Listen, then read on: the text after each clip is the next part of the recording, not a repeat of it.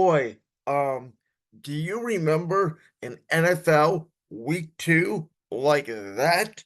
Ladies and gentlemen, boys and girls, children of all ages, it is Tuesday, September 17th, 2024. Welcome in to my NFL week 2 recap. I am Brandon Lewis, the executive producer, the founder of the host of Brandon's World. We are in collaboration with the one, the only Voltage Live. Social media links are in the description below. Tonight, me and Josh Unger on our other show in collaboration with Voltage Live will go head-to-head at 6 p.m. Eastern Time, debating all of this NFL, college football, and more on championship rings. That link is also in the description below. What a week 2 in the National Football League. Ladies and gentlemen, on record, we have been doing this segment since Brandon's World has transitioned from a radio show way back in the day at my alma mater, Kent State University in Kent, Ohio, to a podcast post-college.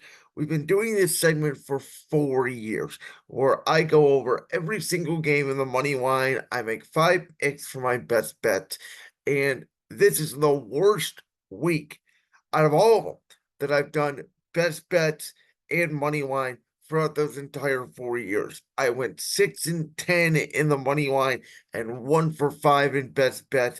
My only hit was taking the Jets, who, by the way, barely covered if it wasn't for Brian Callahan asking Will Levis what the bleep he's doing. Tennessee might have beat the Jets. So we're going to go over all of it. But obviously, we got to start with the Tua Tagavailoa concussion situation. Buffalo, they did win the game 31-10, and we'll get to that. But the scary moment in the third quarter with Tua, when I first saw it, I immediately had flashbacks to the last concussion he suffered that Thursday night game against Cincinnati. He did suffer another concussion against Green Bay, but it wasn't as bad of a symptom as that one that night in Cincinnati that was off the play that, obviously happened against Buffalo at home the previous week. And him colliding with DeMar Hamlin is just another story in itself. It's crazy how life works. And obviously, we're all saying Tua should have slid. He tried to slide, though he slid head first. Really hard to stop momentum, obviously, going that fast, that miles per hour, trying to get down. And we all know football is a violent game. I'm not going to preach anything here that you all don't know. Kids are trying to stop, or parents, I should say, are trying to stop kids from playing football. Football is too violent. There's the older generation that thinks football is going to turn into tiddlywinks, yada, yada, yada. Um, my stance has always been we know football is violent. We know football is a contact sport. It will always be a contact sport. All these players know the risk they take when they sign up to play any level of football, and to play that long in the National Football League at that level, there's some sort of crazy brain in you because you know what it takes. You know the physicality that's going into it. And I never want to tell a player that, his career is over. And Javon Best, who was teammates of Nate Burleson's on the NFL Today, the pregame show on CBS on Sunday, I think he said it best because his career was taken away from concussions. And he said it's tough to know that in a week you'll be fine, but doctors are telling you you cannot play the game you love. And listen, Tua obviously has came out and said he has no intention to retire. His family, I think, will have his full support in whatever decision he decides. And with modern technology and concussions, we've seen it. Daniel Bryan in professional wrestling was told he had to retire. Edge and Paige were both told they had to retire. They're all back in wrestling, in all elite wrestling. Um, so obviously concussions are a little bit different, but we know with the modern technology and everything going around that, Tua could possibly recover from this and be fine. I think you need to listen to the science. I think you need to listen to the doctors on it.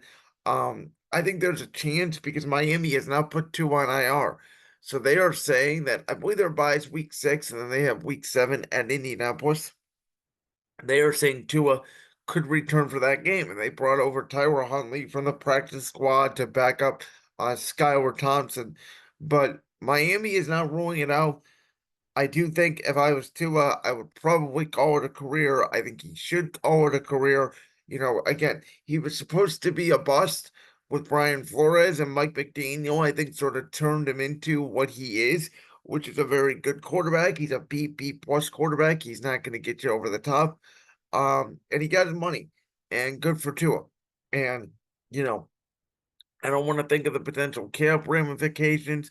We know with this situation that Andrew Luck went through in Indianapolis. But Tua made a name for himself in the week, turned out to be a very good quarterback. I do think it sucks for him that his potential last snap in the NFL is him walking off the field. And I think that will ultimately be the deciding factor is does he want that to be his legacy? And I think right now the answer is no. And so either way, I would not be shocked if Tua's on the field later this year. If he's not on the field later this year and does return, or he does return at some point later this year. As for the game, he was really struggling. Right before the incident, he had a really bad Will Levis-esque interception, pick six by Buffalo that was just absolutely awful. At this point in his career, he should know better than to throw that ball. That really put the game out of reach.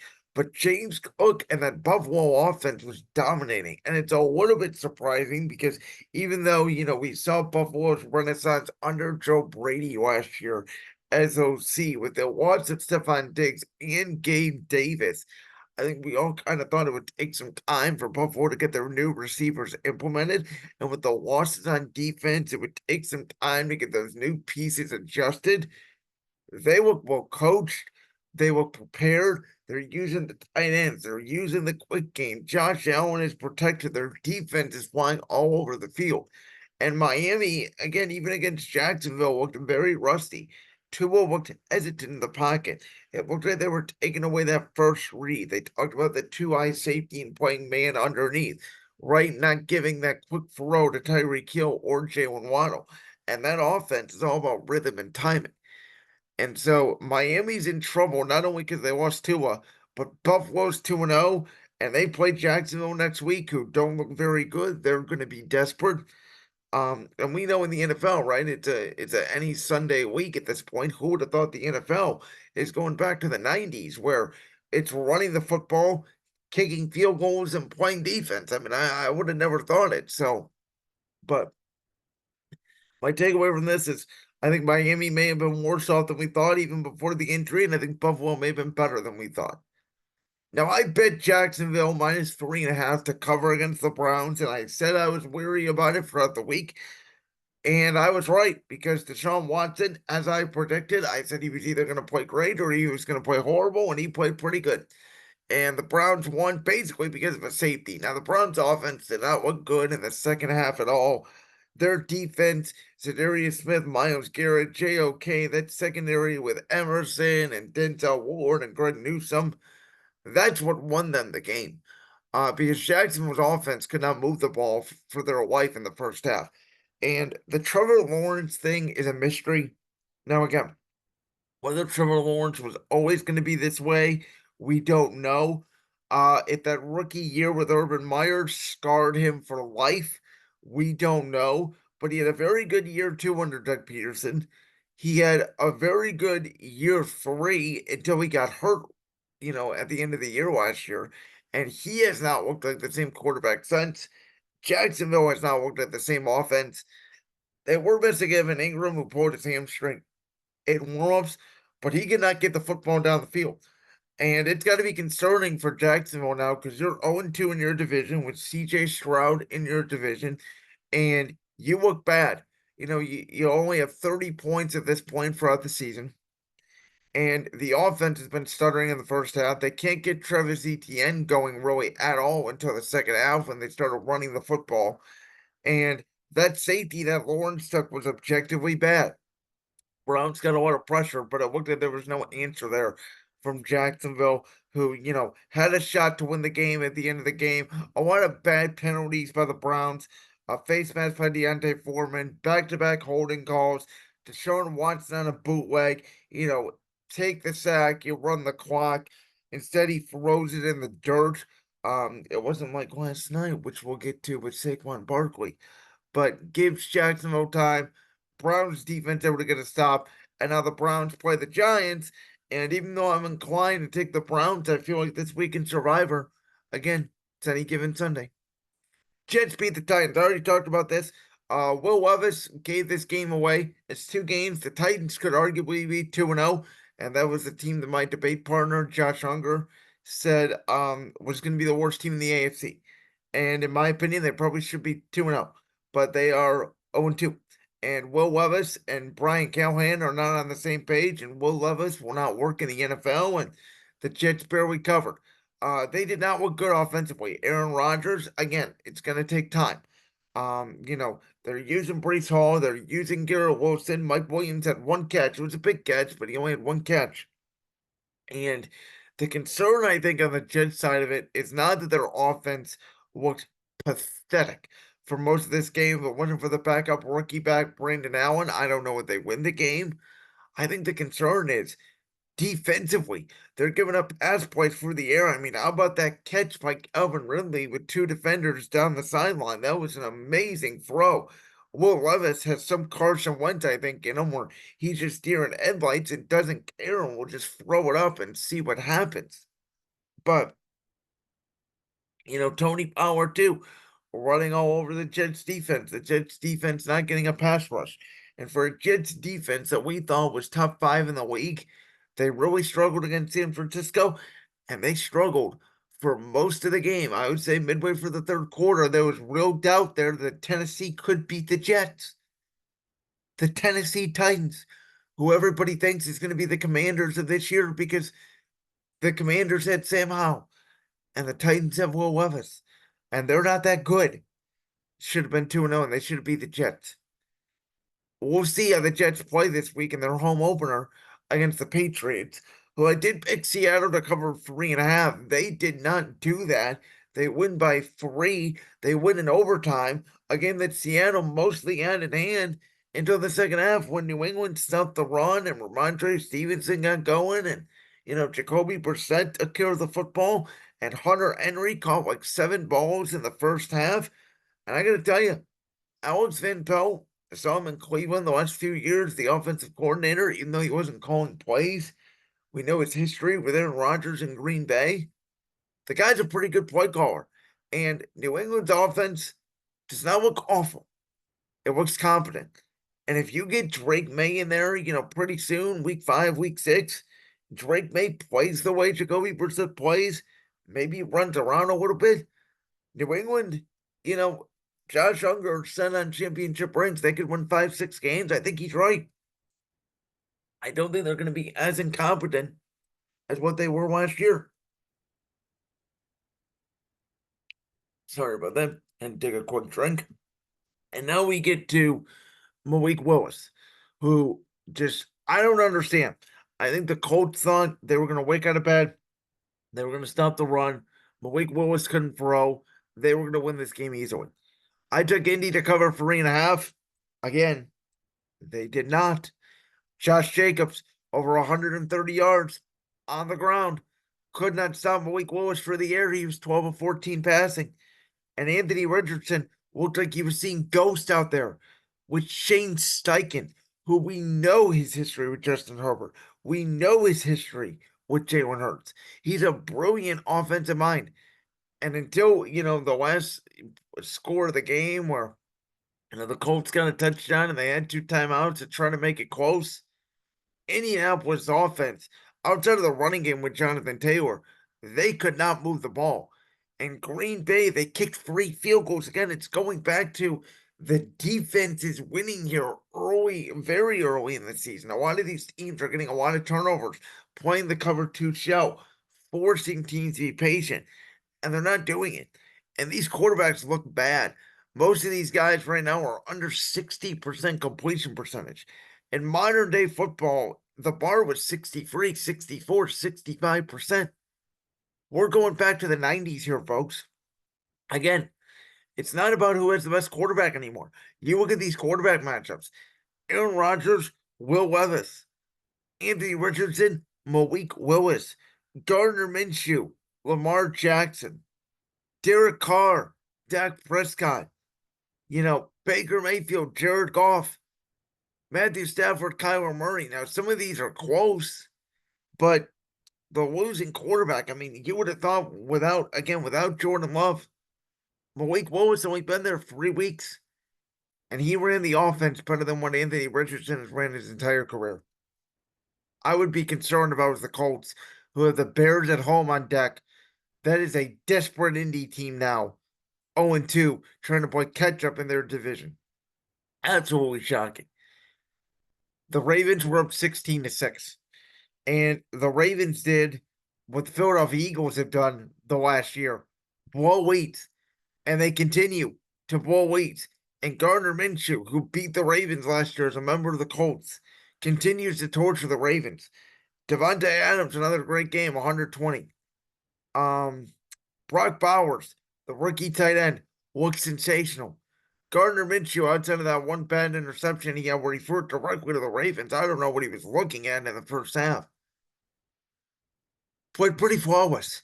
And Lamar Jackson kept dirting the ball, kept turning it over, 3 and outs, no rhythm to the offense, no running game with Derrick Henry. Again, Todd Monken, too pass heavy.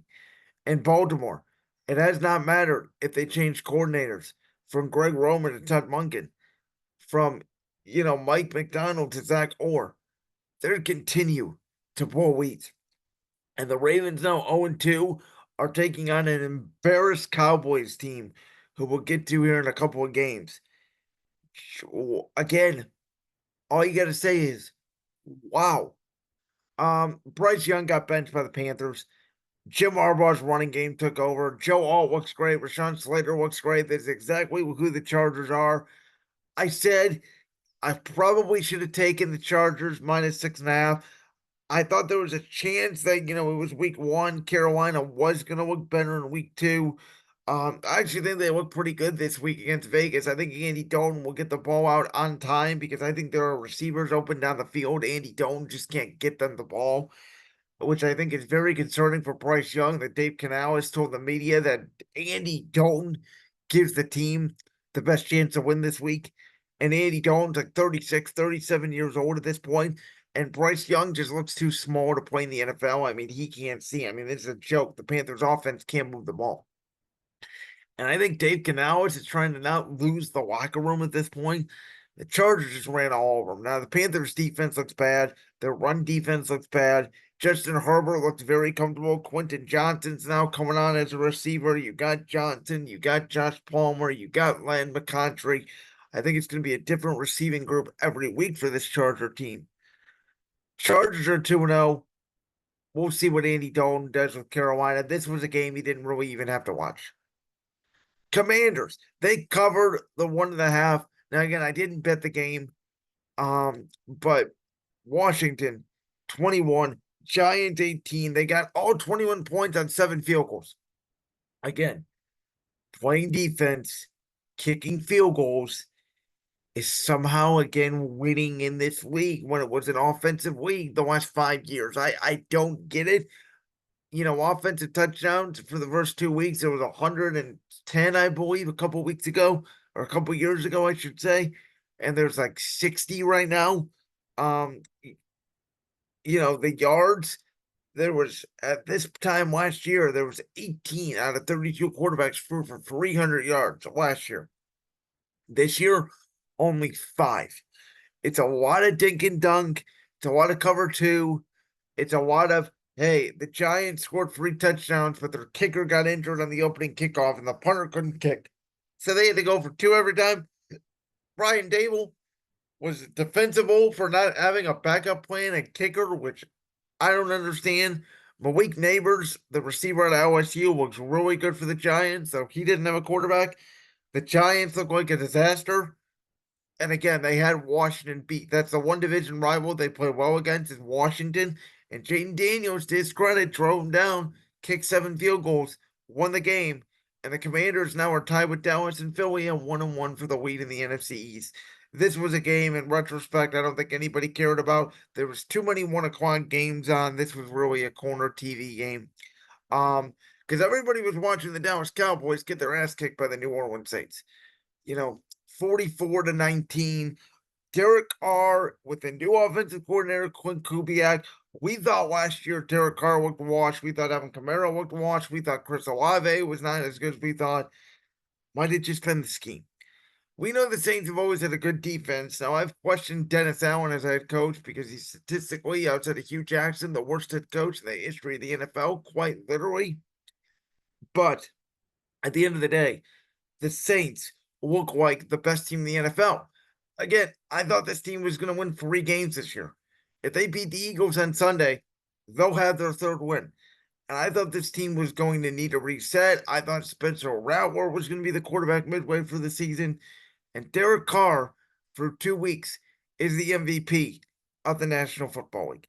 And Dallas does what Dallas does, right? Come off a big win against Cleveland, have a meltdown at home against the Saints. This was a team that prior to the Green Bay loss last postseason was dominant at home. They took care of weak teams at home. They took care of their business, not on Sunday. And Dak had a lot of empty carry, garbage time yards. CeeDee Lamb had a nice breakaway touchdown that made it somewhat close at that point. But again, the concern for the Dallas defense is they cannot stop the run. And when Derek Carr got going on the run, then the play action pass opened up the passing game, and the floodgates opened early in that game. He hit Raheem Shaheed with another deep bomb against that Dallas pressure defense. And again, the Saints could do whatever they wanted against the Cowboys defense, who Derek Carr has had 18 drives this season. The Saints have scored on all of them. Talk about the shock of the week. Again, I took Dallas -6.5. Bad bet. I think I'm going to have to start taking points and taking who has the better defense. I used to take the quarterback matchup. Now I'm taking the points and who has the better defense. I don't get football for 2 weeks. Minnesota. I did say this game was going to be close. I thought San Francisco would pull it out, which they almost did. But how about that touchdown, the 97-yarder, Sam Darnold and Justin Jefferson, who I said before the year, Sam Darnold was going to be this year's Baker Mayfield, this year's Geno Smith. He was going to have a renaissance with those weapons, and they don't even have TJ Hawkinson right now, mind you, at tight end. Imagine when he gets back. And Brian Flores put a lot of pressure on Brock Purdy, who was confused throughout the day. Deebo Samuel got hurt. Purdy struggled without him. George Mason had a pretty good game at running back. I don't think they're going to miss McCaffrey too much. They're still going to be able to run the football, but they're not going to have that weapon flanked out wide in the passing game. That's where they miss McCaffrey, especially now with Deebo down, which is why it was so important for Brandon Ayuk to get back. Brandon Ayuk has struggled the first 2 games of the season without training camp the whole offseason. They have a big game against the Rams. They're 1-1, but they got a lot of injuries. The Rams are 0-2 and have injuries galore. And we know the rivalry between Shanahan and McVay. But congratulations to the Minnesota Vikings, who are 2-0. And I said this NFC North may be more competitive than the AFC North. And at this point, I may be right. I mean, you look up, the Vikings are in first place in that division. Tampa, Detroit, I don't understand the game plan. Throwing the ball 50 plus times with Jared Goff when you have the best offensive line in football. I don't get it. I think Ben Johnson tried to get too cute, and Jared Goff did not throw a touchdown pass in this game. And, there was the play at the end of the half where, they threw the ball in bounds and the field goal unit ran out on the field during the play. It was a disaster. There was too many men on the field. Bad coaching by Dan Campbell, who we know, like Nick Sirianni, can fire up a ball club, but sometimes the details go and miss. And Baker Mayfield again played very well for the one bad pick, but it didn't cost him because the Bucks defense, without any secondary members, came through and played. And the Lions did not keep the ball running enough with Jahmyr Gibbs, with David Montgomery. Goff dropping back 50 times is not the answer. And so now Detroit goes to an Arizona team who is playing absolutely on fire right now, and give Tampa all the credit in the world. They got their revenge for the divisional round game last year. I said this game was going to be close. I did not think it was going to be as low scoring as it was. Tampa and the New Orleans Saints right now, who are the next 2 teams on the Philadelphia Eagles schedule, look like the 2 best teams in football. And Jared Goff does not look like the same quarterback he was a year ago after getting that contract extension for 2 weeks. The Rams are just all beat up. No offensive line. They got 3 offensive linemen injured. Cooper Kupp goes down. They don't have Puka Nacua. It's going to take another superhero effort by Sean McVay, the coaching staff. But again, crazier things have happened in football. They could beat the Niners next week. Arizona, they look really good, right? They looked good against Buffalo last week. They had a chance to win. They just could not pull it off. They heard all the chatter about Kyler Murray and Marvin Harrison Jr., and they just literally took the Rams to the woodshed, 41-10. The Pittsburgh game was another typical Steeler game, right? Scored 13 points. Justin Fields first 1 touchdown, does not throw for a lot of yards, does not turn the football over, and Mike Tomlin victimizes Bo Nix. He's done this to Kirk Cousins. Now they do it to Bo Nix. And all of a sudden, the Steeler team that everybody says they're not going to be good this year. This is going to be the first year they're under 500. I said they had to get off to a good start, and I said that, usually teams struggle in Denver up in that altitude early in the week, especially with Pittsburgh's history of going up in that altitude. Bo Nix just, again, he looked very good in preseason. And what we're seeing is these guys, Gene Daniels, Caleb Williams, Bo Nix, they had a lot of promise. And Bo Nix has an offensive coach, and Caleb Williams has all those weapons, and Gene Daniels has Chris Kingsbury as an OC. And what they are seeing in the NFL is these defenses that are exotic, they're bringing pressure, and they are confusing. And Bo Nix got overwhelmed. He's been good in the no auto. He's been good in the tempo, which I think Denver may have to go back to here. They're 0-2.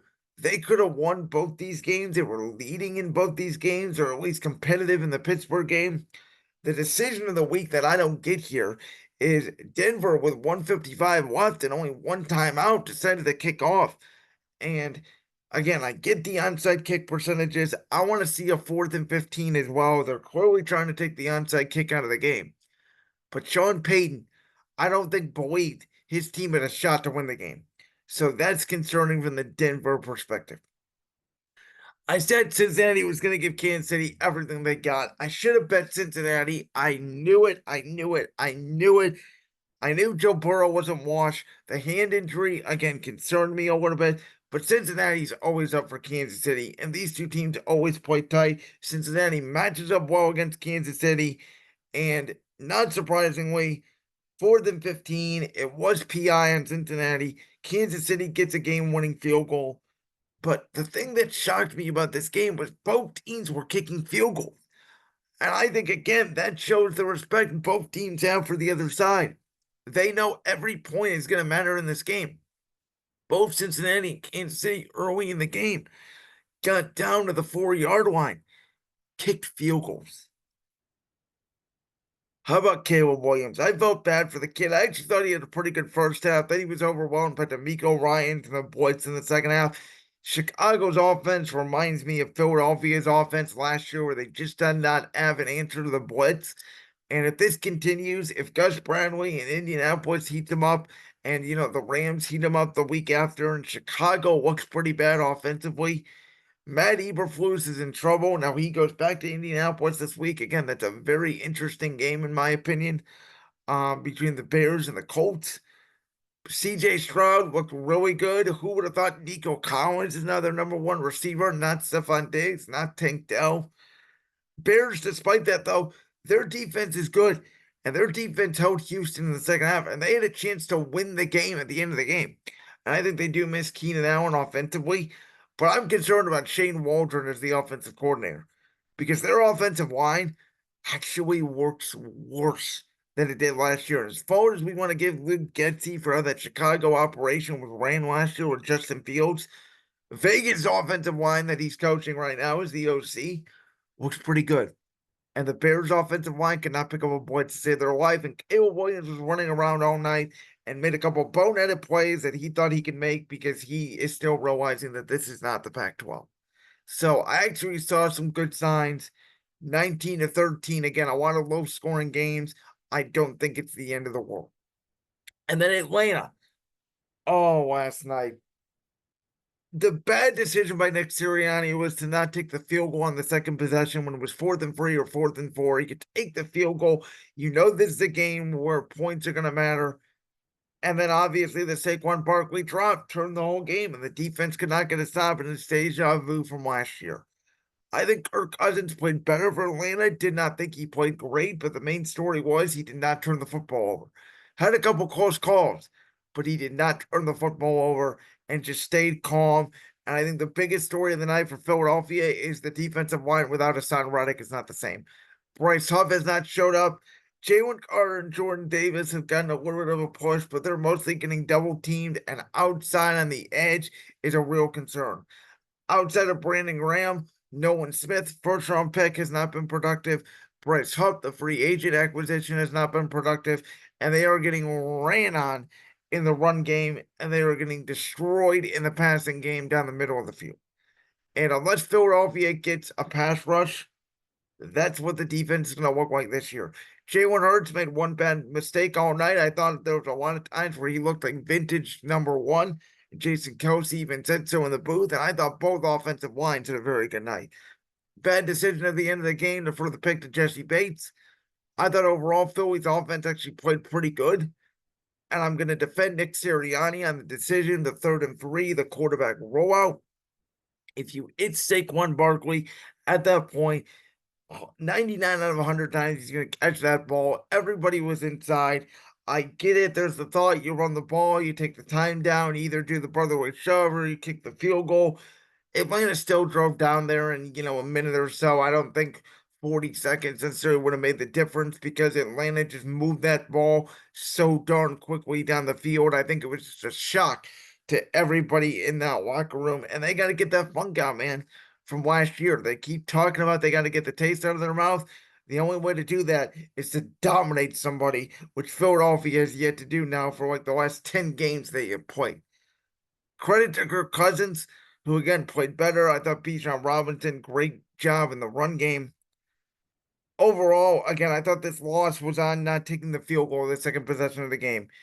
At this point, you take a look around the league, and here are the teams that scored over 30 points in week 2. The Buffalo Bills, the New Orleans Saints, the Arizona Cardinals. That's it. 3 teams that scored over 30. Also, you take a look here.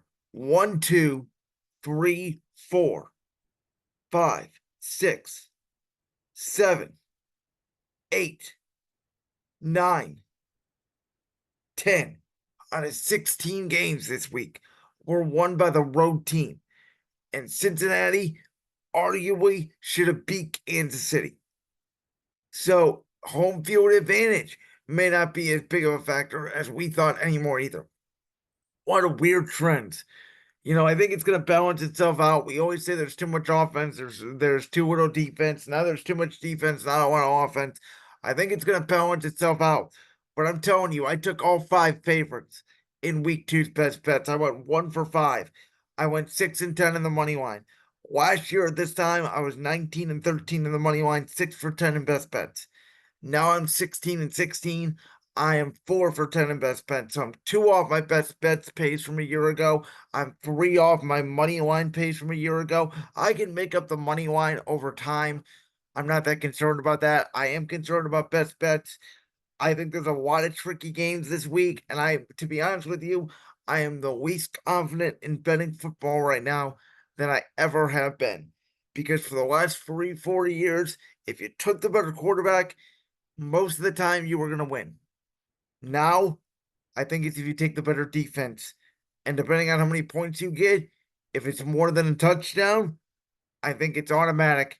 Take the points. Like that clip from the Brand's World podcast? If so, make sure you go down there and hit that subscribe button. While you're down there hitting the subscribe button, make sure to also hit the notification bell so you never miss another upload. And make sure you check out all the other clips from the Brand's World podcast right here on YouTube.